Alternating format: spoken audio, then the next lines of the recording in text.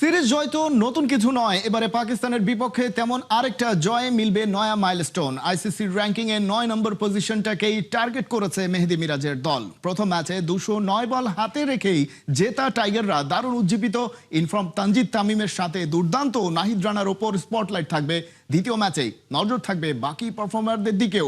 মিরপুরে ম্যাচ শুরু দুপুর 2টা 15 মিনিটে। ম্যাচ প্রিভিউতে বিস্তারিত।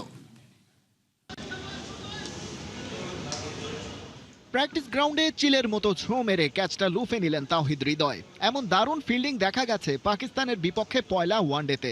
তবে নাহিদ রানার অতি মানবীয় পারফরমেন্সে যেন ঢাকা পড়ে গেছে সব। একটা দল যখন দারুণ উজ্জীবিত থাকে, এমন টিমওয়ার্ক তখন দেখা মেলে হর হামেশাই, যেমনটা পাওয়া গেছে পাকিস্তানের বিপক্ষে ওই প্রথম ম্যাচে।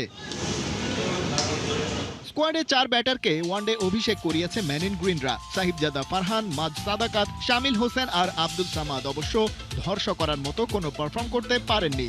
ব্যাটিং অর্ডার কলাপস করেছে ওই নাহিদ রানার সুপার স্পেলের সামনে। তবে তরুণদের দোষ দিয়েও লাভ নেই, কারণ রানার পারফেক্ট এক্সিকিউশনের শিকার তো হয়েছেন দুই অভিজ্ঞ ব্যাটার মোহাম্মদ রিজওয়ান আর সালমান আঘাও। রানার বোলিং ফিগার শেষ পর্যন্ত দাঁড়ালো মাত্র 24 রানের বিনিময়ে 5 উইকেট। কি করেননি রানা? একের পর এক বাউন্স ছুড়েছেন, তার সাথে মাপা লেন্থ। তাতেই কাবু হয়ে পাকিস্তান গুটিয়ে যায় মাত্র 114 রানে, যেটা আগে ব্যাট করে বাংলাদেশের বিপক্ষে পাকিস্তানের রেকর্ড লোয়েস্ট টোটাল। এই হাল নিয়েই ওরা শুক্রবার মাঠে নামছে মাস্ট উইন দ্বিতীয় ওয়ানডেতে। ভেন্যু ওই একই, মিরপুরের হোম অফ ক্রিকেট। মজার ব্যাপার, আগের ম্যাচে ব্যাটিং বিপর্যয়ের পর বল হাতেও এলোমেলো ছিল পাকিস্তান। ওয়াইডি কনসিড করেছে 14টা। টাইগাররা তার মৌকাও নিয়েছে সমানে। তানজিদ তামিম ক্যারিয়ারের 5 নম্বর 50 তুলে নিয়েছেন, আর বাংলাদেশ তাদের টার্গেট চেজ করেছে 8 উইকেট আর 209 বল হাতে রেখেই। এবার হোম টিমের সামনে মৌকা সিরিজটা কনফার্ম করার।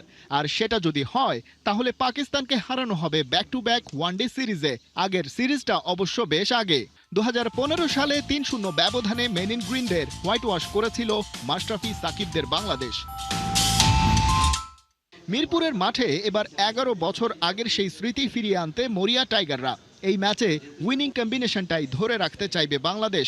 পাকিস্তানও প্যানিক হয়ে সব বদলে ফেলতে চায় না, তাই 4 ডেবিউটেন্ট ব্যাটার হয়তো এখনই একাদশ থেকে জায়গা হারাচ্ছেন না।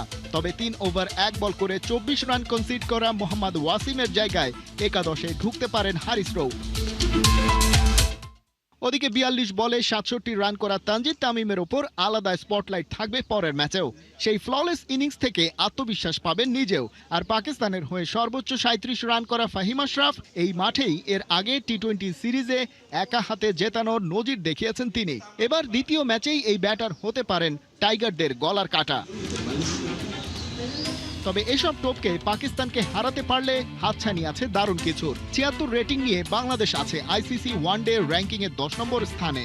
অন্যদিকে পাকিস্তান 105 রেটিং নিয়ে 4-এ। টাইগাররা যদি 2-1 ব্যবধানেও সিরিজ জেতে 80 রেটিং হবে বাংলাদেশের। পাকিস্তানের রেটিং কমে হবে 101। অতিথিরা থেকে যাবে 4 নম্বরেই, বাংলাদেশ উঠবে 9-এ। আর জানাই আছে হোম টিমের বাইরে 8টি দেশ সরাসরি কোয়ালিফাই করবে 2027 বিশ্বকাপে। খালিদ জামিল, 71।